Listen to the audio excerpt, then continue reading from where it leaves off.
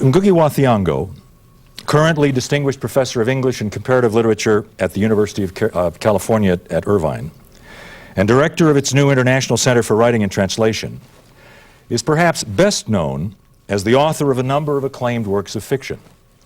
Weep Not Child was published in 1964, though written after the book published a year later, which some of us frequently teach on this campus, The River Between. A Grain of Wheat then appeared in 1967, and Petals of Blood a decade later.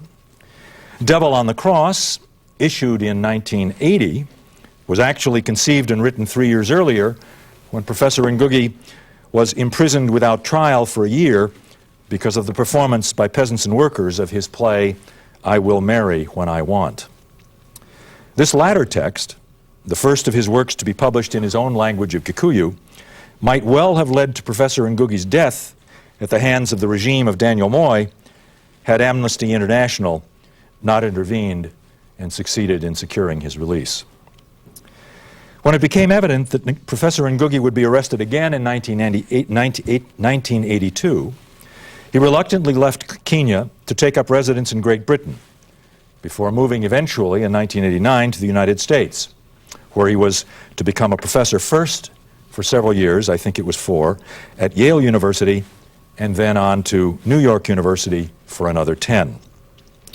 In the meantime, his novel Matagari was published in Gikuyu in Kenya in 1986 as part of a campaign announced the same year in his very famous book, Decolonizing the Mind, The Politics of Language in African Literature, to encourage African writers to write in their native languages. 2 more collections of essays have followed that book. The first, Moving the Center, The Struggle for Cultural Freedom, in 1993. The second, his Wellick Lectures, Pen Points, Gun Points, and Dreams, The Performance of Literature and Power in Post-Colonial Africa, in 1998. In this latest volume of critical essays, Professor Ngugi explains how he views the relations between art and politics. When asked why he is interested in politics, he answers, quote, because I am an artist. Whatever affects the lives of human beings, he continues, ecological, economic, political, social, cultural, or psychological, is within my province as an artist. I am not in art because of politics, he concludes. I am in politics because of my artistic calling. It gives me great pleasure to introduce Professor Ngugi wa Thiong'o, who will be speaking on Moving the Center, Language, Culture, and Globalization.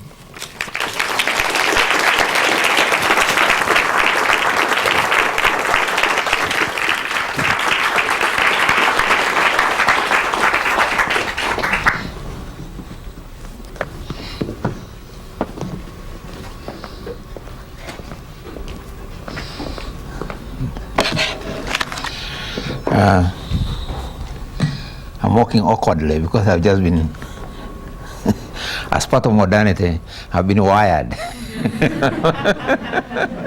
So, but I can reach my pockets. Let me see. Oh my God. Okay. Yeah, that's part of. I come from a tradition of performance, and one way in which performing artists enhance expectation is in preparation, when they are collecting objects and they make the audience, keep on wondering what, comes next. I really appreciate having been invited here to talk on this subject. I'm particularly honored to have reconnected with David Marshall and Candace because we were together at Yale, and they received me very warmly when I joined them at Yale in 1989, and it sort of so I was part of their circle, and so on. And we developed, quite a cohesive the intellectual group, at Yale, in the 4 years I was there. I never realized that on moving from Yale in 1992, he and I would later reconnect under the umbrella of the University of California system anyway.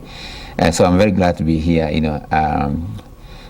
today, and I also appreciate the warm reception and concerned reception I've had, from Professor Gunn and others whom I have met today, including the graduate students I met today and the undergraduate class in which I also met today. I appreciate, all that. I want to talk about my own concerns on the issue of language. And if some of the themes I'm going to outline sound familiar to those who have read some of my books, is because I feel that the issues of language, are still, pertinent in the modern world, or rather in a world which is increasingly becoming one. And before I go on, let me say that I'm very happy to get a surprise visit from my wife, Jerry.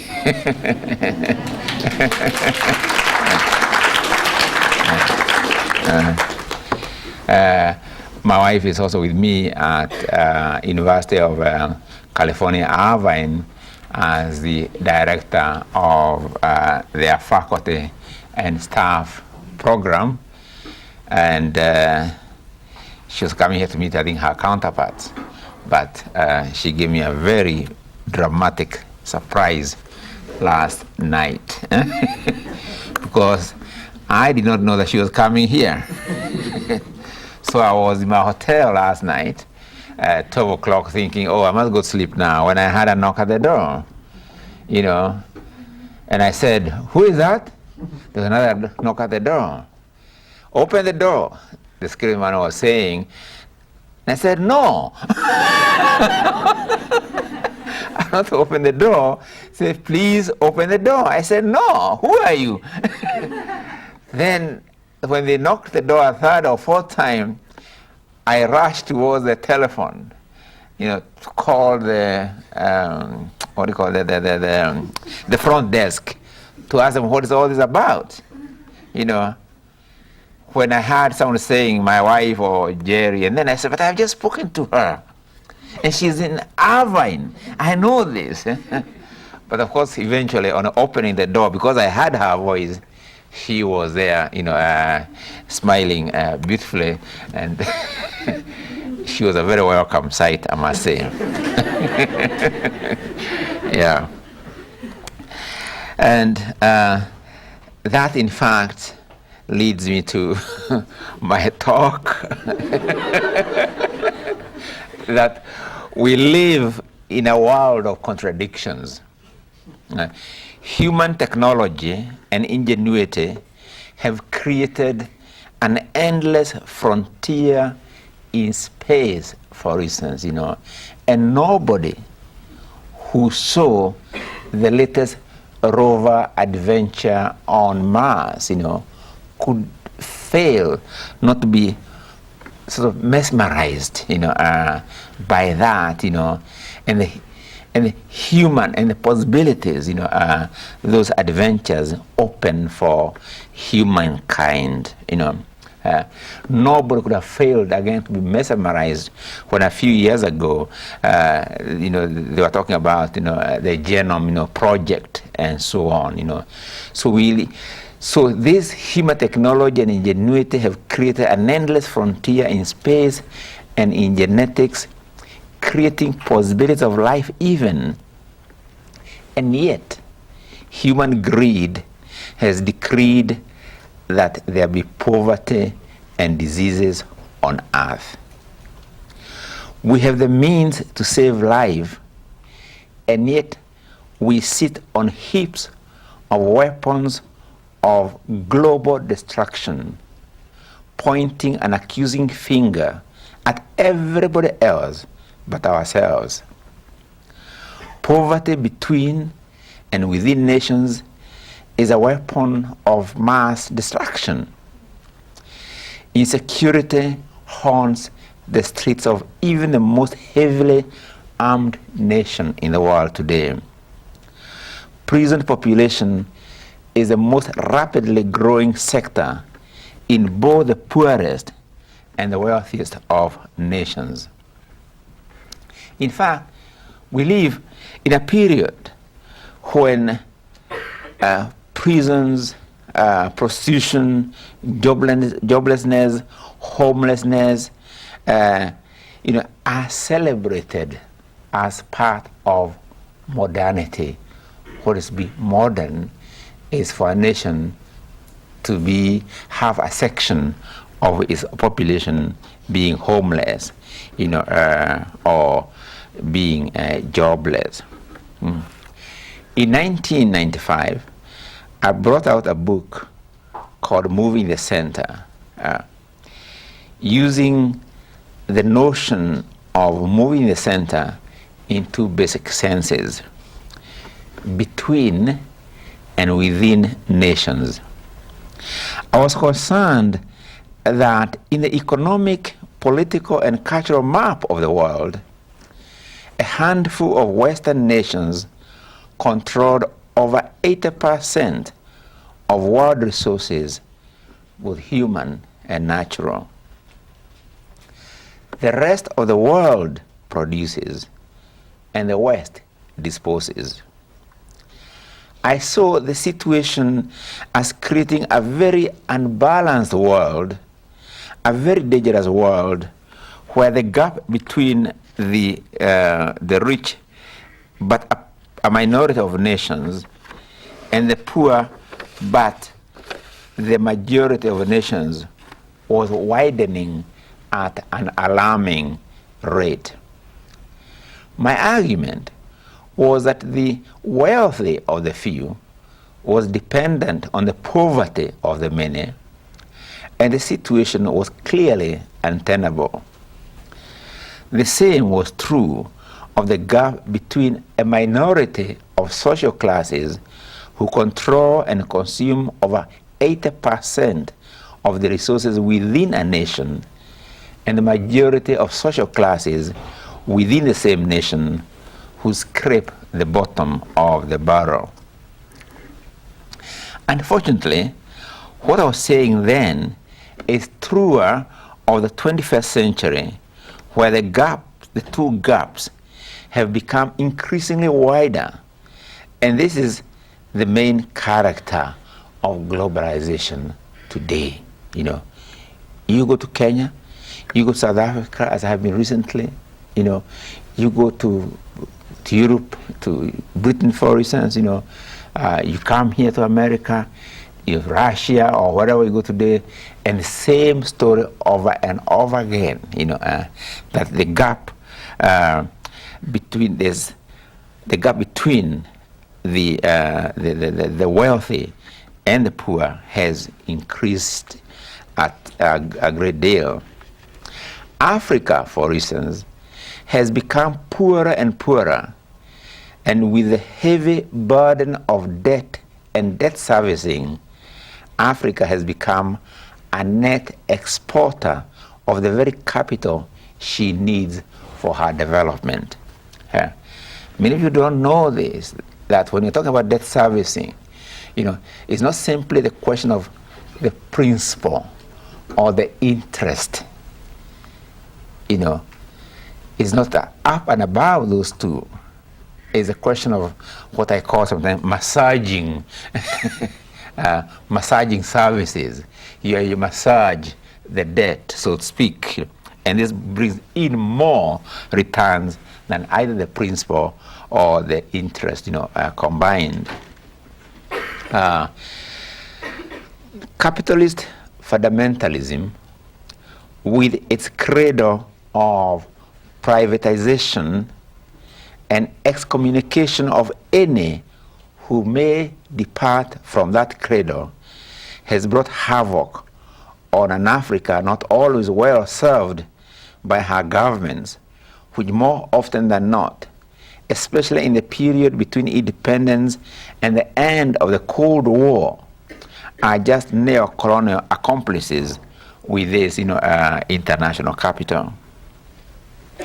The post-colonial state and the social forces that run it have never fundamentally changed from the description that Frantz Fanon gave them in his book, The Wretched of the Earth, particularly the chapter titled Pitfalls of National Consciousness.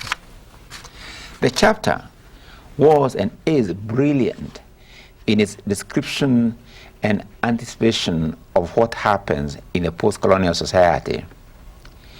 In summary, he sees the national bourgeoisie as an intermediary. For Fanon, the middle class that takes over power at the end of the colonial regime is an underdeveloped middle class with no economic power, with neither financiers nor industries among its ranks.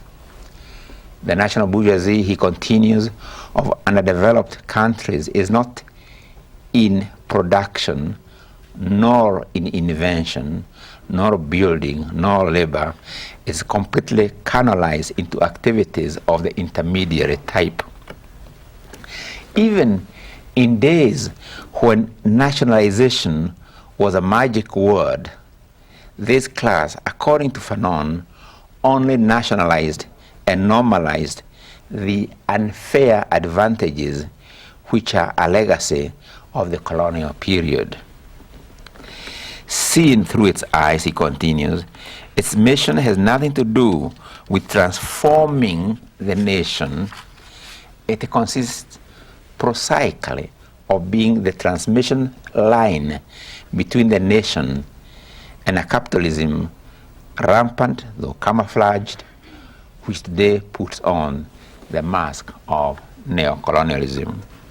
These words, of course, he wrote in the 60s, but it seems to me they are still very relevant in their description of the relationship between the formerly colonized world, and the more dominant, sectors of the global, community.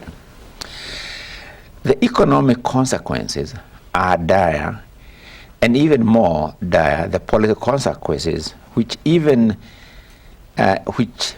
even the national consciousness, which before had risen to visions of African unity, black unity, Pan-Africanism, now becoming regionalized and eventually breaking up into ethnicities, even clans, sometimes with consequent massacres that we have seen, between sort of one section of Africa and another, or within the same actually nation.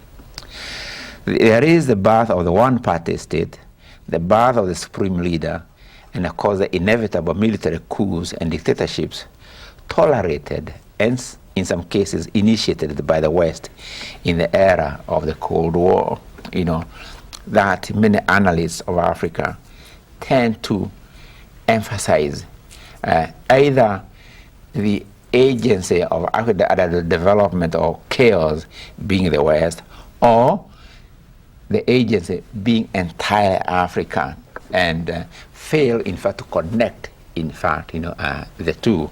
For instance, the fact that, for instance, Mobutu of Zaire, who stole billions and billions of dollars from Zaire, was himself installed, by the West, in Zaire and so on. And people tend to forget this. Or when there was genocide in Rwanda, people also fail to connect the history of Rwanda, Burundi, and Congo to the entire history of colonialism. This is not to take blame away from those who did A, B, C, D, but it's also important, in fact, to show, the connections. The democratic opening out after the Cold War has not changed the essential character of the post-colonial state, given its weak economic base and the fact that the globalization has meant the weakening of the post-colonial state vis-a-vis international forces. What you often get today are states too weak to interfere with the operations of international finance. That finance capital can go in and go out at will with cheap labor always as at its behest. But the same states being strong enough to suppress the people should they demand in an organized manner a fair return of their labor and resources. Thus, often in globalization today was talked of as freedom and even democracy. So the freedom and democracy for capital to move in and out of national boundaries without state interference. While you'll note, ironically, that the same period has seen the erection of racist barriers to movement of labor. Capital can move to Southeast Asia, to Mexico and back, to Kenya and Africa and back, move around freely, but when it comes to the question of movement of labor, for better returns, wherever, then whether in Europe or elsewhere, these barriers, have been, in fact, erected. We some people often talking about actually erecting actual physical barriers, to that movement. So that even though democratic in form, the post-Cold War state tends to act as a police state, leaving economic management and provision of social alleviations to sometimes foreign non-government organizations who operate as the latter-day missionaries, though secular missionaries, And you remember, actually, in 19th century, with colonization, also came missionary societies who did very good work sometimes, but they were part of those forces and so on. And sometimes they took on tasks like hospitals and education, which the administration, so to speak, could not, handle, and so on. And the same thing, in a way, is being done by non-government organizations in many parts of the world, who become like a parallel state in a way, not beholden to the whole state, but actually financially beholden to the exporting state. So the real NGOs in the world today are not actually probably those who come from, say, places like Africa, but that means they have no money and so on. Other foreign NGOs are themselves part of the foreign policy or economic policy of the host of the exporting state and so on. Now, my main interest is, of course, in the area of culture. And we are seeing the globe rapidly being made in the image of the middle class of the West. And then I'm going to narrow this as an example to simply the issue of language. And you look, for instance, at the United Nations organization, for instance, which is dominated by a handful of European languages. And those from Asia, from Africa, have been completely marginalized. Even within Africa itself, it's the European languages which determine everything, And I'll come back to this, about the centrality, in fact, of language in the cultural makeup, of any people. In fact, we tend to think of cultural property too narrow in terms of stolen artifacts and rights to intellectual property. The alienated property becomes the property of another, and often it is he who tells the story of the new acquisition. The original owner loses not only the property and power over its uses, but the narrative about the property. But language is surely the most important element in the reproduction of any community. In fact, language is itself a material force. For even if historically, in a community, language is the one which stands at is the one which enables any negotiations, in terms of our relation to nature, or to one another, and so on. The situation of European languages and African languages vis-a-vis the continent of Africa, for instance, reminds me of a story I first read in Jomo Kenyatta's book, Facing Mount Kenya. And I'll narrate the story. I'm basically a storyteller. The story called The Gentleman of the Jungle is about a house, a man, and a lion. Man is inside his hut, and lion is outside the hut. Lion first asks man to be allowed to put his head inside the hut because it's so hot outside. Remember, we're talking about the tropical equator. Then his legs, and eventually his whole body. And once inside, he tells man that there's not enough room for both of them in the hut. In the end, lion is the one who is on the inside, so to speak, and the man on the outside. And that is outside his former hut. It's lion who now tells the story of the hut, and it seems as if everybody wants to hear about the hut more from the lion than from the man who built the hut. Lion's narrative seems more credible, more rational, and does not have the emotional composition of the man who is in talking becomes choked with anger, and they say, very emotional. But lion is cool, calculated, and has even footnotes sometimes in his arm.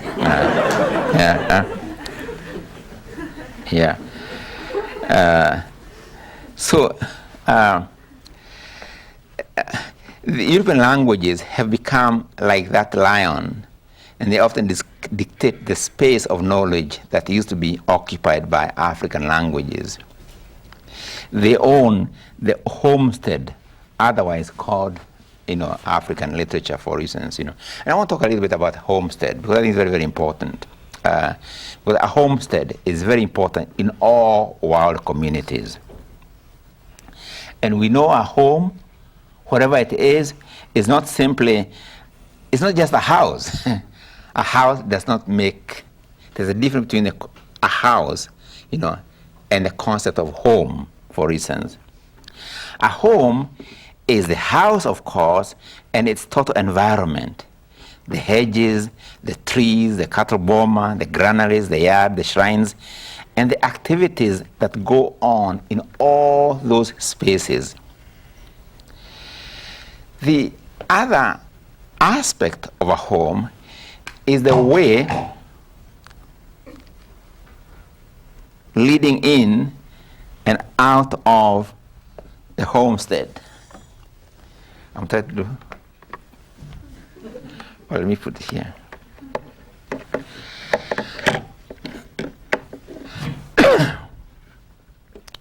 So a home is not just a house, it's all those things. And the other thing about a house is the way leading in and out of the homestead. The way starts from the homestead, the way that starts from the homestead is what eventually links that homestead to others, to the village, to the region, country, and the world. In other words, a house which did not have a way that links it to other homes and other centers would no longer be a home, to be actually prison. So actually what turns those houses not into prisons is the fact that they are linked freely, and there are ways which link them to other, homes and to the world, so to speak. Now, one of the most serious, thing that can happen then to a homestead is when the way is taken over, for instance, or when the way in and out of the homestead is controlled by another. If we think of colonialism as a whole process of economic, political, cultural, and psychological alienation of the colonized by the colonizer, we can argue that the most serious, was the alienation from the cultural environment. The cultural environment is what carries the way, a people's way into the world. And the way is what tells people who they are. And the way is also what leads people into their collective homestead. To alienate a people from their way is to deprive the people of the power to connect with the world and their base.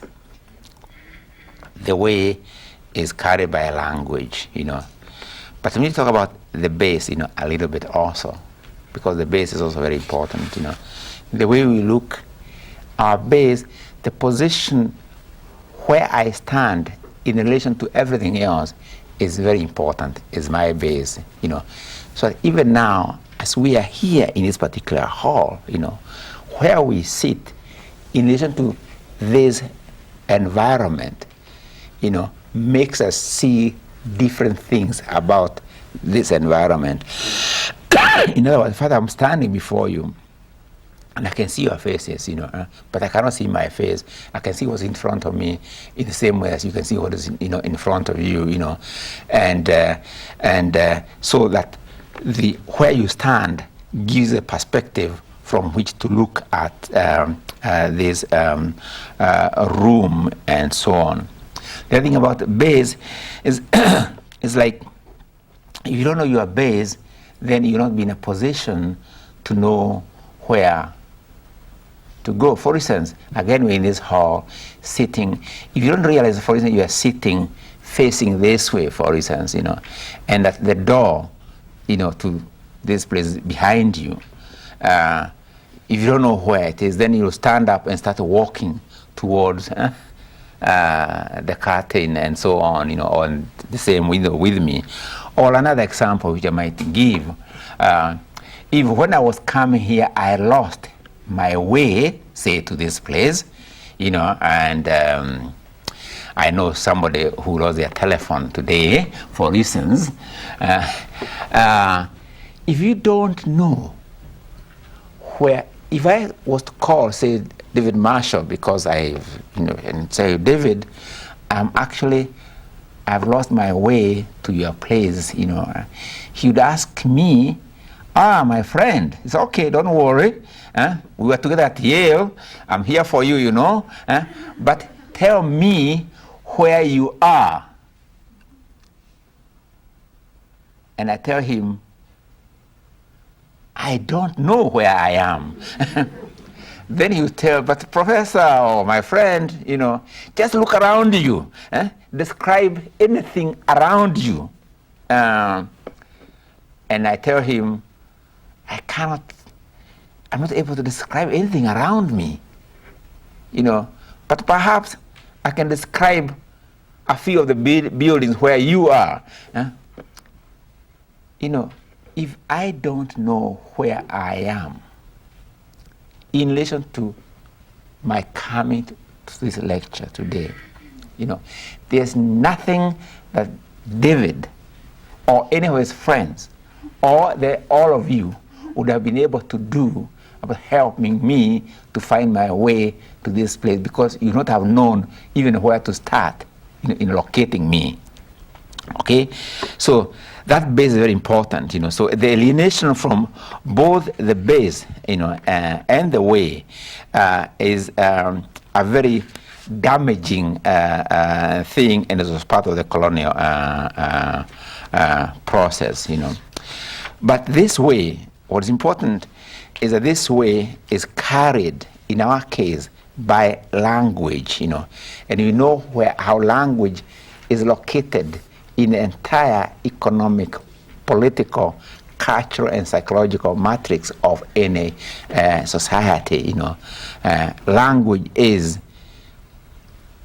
really the carrier of that cultural environment, and that cultural environment is a carrier of values held by our people, and so on. And the values that we have are very important in our individual and collective, self, definition. So the question then of African languages become very, very important to me. And when I talk about African languages, the question that I'm asked most often is this: writing in African languages, that actually deepen ethnic divisions in Africa, and so on. Of course, in Africa, as elsewhere, there are many nationalities who speak different languages, but there's a tendency in Africa, to bury our heads in the sand, and pretend that this is not the reality, Or sometimes we go to the extent of importing languages or national salvation from Europe, or trying versions of imposed monolingualism, And my argument has always been that we have to accept the reality of many languages in Africa, in our case in Africa, really as the starting point. And when I talk about Africa, I'm actually talking of more than Africa, because the question of the relation between marginalized languages, and the dominant languages is everywhere in the world. But I don't think that we should worry about many languages, even here in America, quite frankly, because what's important is for those languages to talk to each other.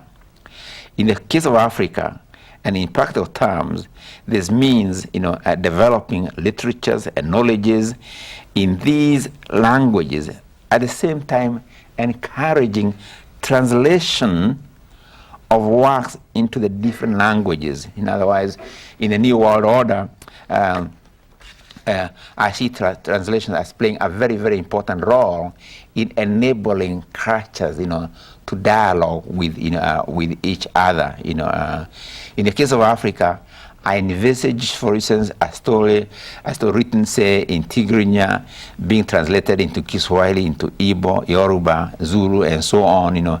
And this means that children of the different nationalities would read and often identify with stories, characters, names, and actions set in a different region. In time, a child of one nationality may come to feel that he or she knows the characters and names of a different nationality almost as well as he knows those of his immediate neighborhood. This also creates respect for the languages and cultures that produced such a wonderful stories and situations. In time, the children in one country would find that their languages share a common culture and heritage. The same will be true of the continent as a whole. They will surely create a good and solid cultural foundation for the country and for Africa. Translations and the learning of more than one African language would be built into the school and university curriculum. And this should be true, really, of the world as a whole. The whole point is, like we academics, for instance, or we who are here, we are now, today, as in this room, those who are thinking, we actually formed, our intellectual formation today, has roots virtually in every corner, of the world. When Professor Gunn and I were talking, and the kind of work he's doing here, and the kind of books he's writing, for instance, I could see drawing from. Literally, when we were just conversing ordinarily, we were drawing from all over the world. We were assuming world literature, really, in different languages, as part of our common heritage, when we were, talking, or for that matter, when we are, actually, writing. And this literature has been created in different languages, but often made available through translations. Of course, in the case of Africa, because of the poverty of knowledge now available in those languages in written form, we from Africa will need to create, literature and knowledges in those languages, first, as part of the entire process of, enriching them, as part of the, global, dialogue, and this for Africa, I argue, needs a whole alliance of institutions, including governments, who have to come with clear policies on language. And you'd be surprised today how in Africa, African governments are the ones who with the most, some of them have the most backward position on African languages themselves. You are told when I was being introduced how I was incarcerated in Kenya in 1977. Actually, I was put in a maximum security prison for a whole year. Why? Because I worked with a community of peasant workers in Limuru, Kenya, in their own language, and produced, in fact, theater, which was really, great, stuff and so on. But instead of being applauded by the state, as it were, and being accorded, great honors for moving from the University of Nairobi, or rather, for putting some of our services at the behest of the people. I was actually divested of my job at the University of Nairobi and put in a maximum security prison, located somewhere between the cells for those condemned, and those who are crazy, so somewhere in that, position. In other words, when I was writing in English and so on, no problems. But the moment I started writing in an African language, there was a problem. And there are a few governments, of course, which are coming up with a good policy on African language in Africa. South Africa is one, for instance. Eritrea is another that I can think of. And of course, and they're the older states like Ethiopia, where African languages have always been respected. But in the main, in the case of Africa, is French and Portuguese and English, which are dominant, and 90% of resources that are allocated for education are allocated for education in Portuguese, French, and English. Whereas those who most need that knowledge for their own development are people who have no access to French, English, or Portuguese. It's another contradiction we have in Africa, that we put a lot of money, correctly so, on education, but the education which often produces knowledge that is later, is later stored in European language, granaries, so to speak. We also got to have publishers who believe in African languages. And once again, this is one of the problems. If I write a book today in English and so on, I'll get a number of competing publishers, even within Africa. If I write the same book or another book in, say, an African language, I have to be begging for a publisher to come forward and publish, that particular, book and so on. And as for scholars and those who have produced knowledge, even African producers of knowledge, you'll find very few who actually produce knowledge in their own languages. So the production of knowledge itself, by African scholars and intellectuals become, available only in, or they do so in English and French and so on, in so-called global languages, in other words, So they produce knowledge in those, they store knowledge in those global languages, and so they become, even when they are producing very good work, they become part of that current global, alienation of knowledge from the people who really most need it for the transformation of their lives. When I talk about developed African languages or other marginalized languages, it's not talk about their isolation. In fact, in the case of Africa, I see the importance of their being able to learn from those of Europe, Asia, and Latin America. African languages must open themselves out, particularly to the heritage of Africans who have now built a new nations and communities in the Caribbean, America, and in the Pacific. But not only that, European languages for us contain a wealth of material, and that there's no reason why these should not be available in African languages. Next week at Irvine, at the center which I had at Irvine, the International Center for Writing and Translation, we're having as part of our series on promotion of translation and conversation among cultures, we're having a very interesting event, what we are calling the Maori Shakespeare. We have invited some Maori artists to come and perform the poem, the sonnets of Shakespeare, which have been translated into Maori. The Merchant of Venice is also been filmed in Maori, and that's why we are sort of meeting to talk about Maori, Shakespeare, and so on. But with all this, let me say that in the case of Africa, I really believe all those who come from marginalized languages, the biggest challenge is to writers and intellectuals of Africa.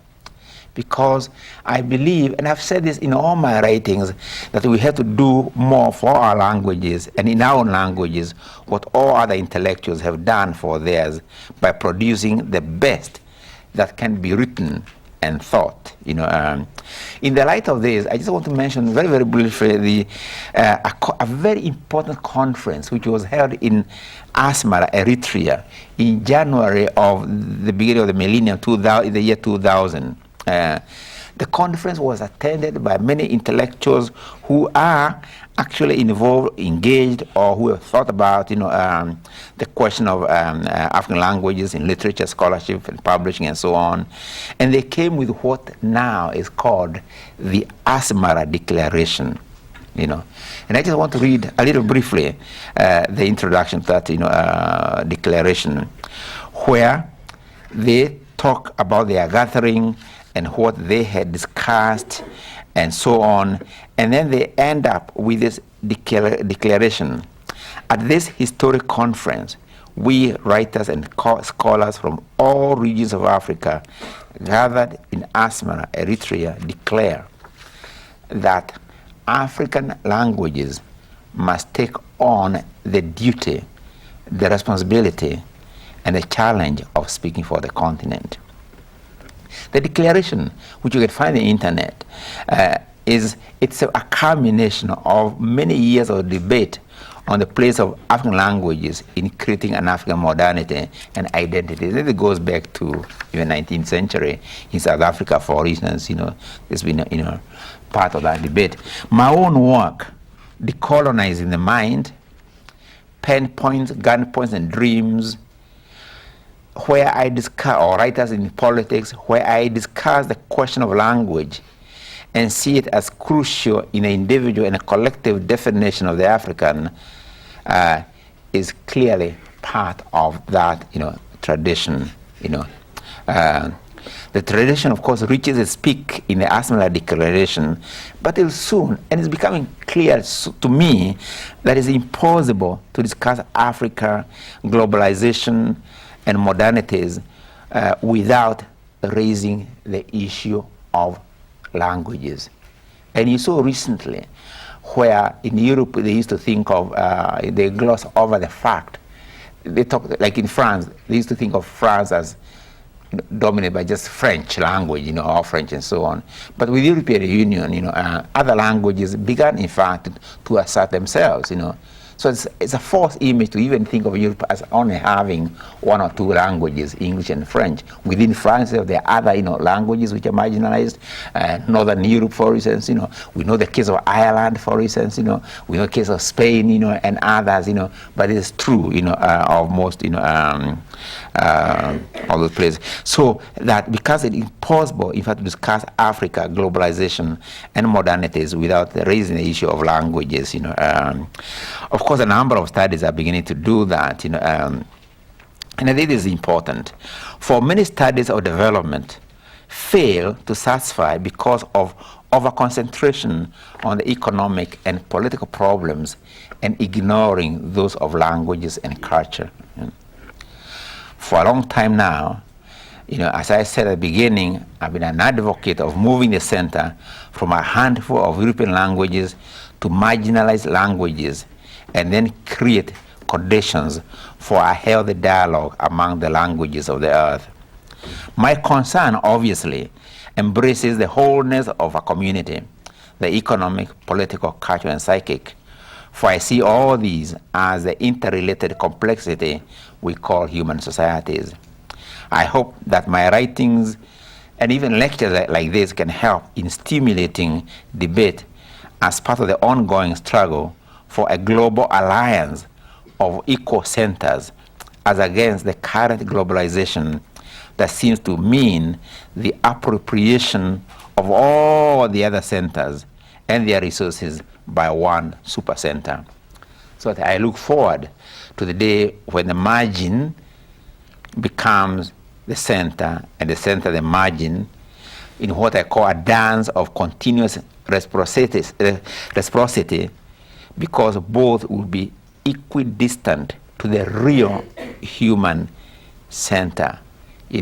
That all become contributors to a human center which we all share, but each culture and so on will nevertheless still have the particularities contained in its own languages. Thank you.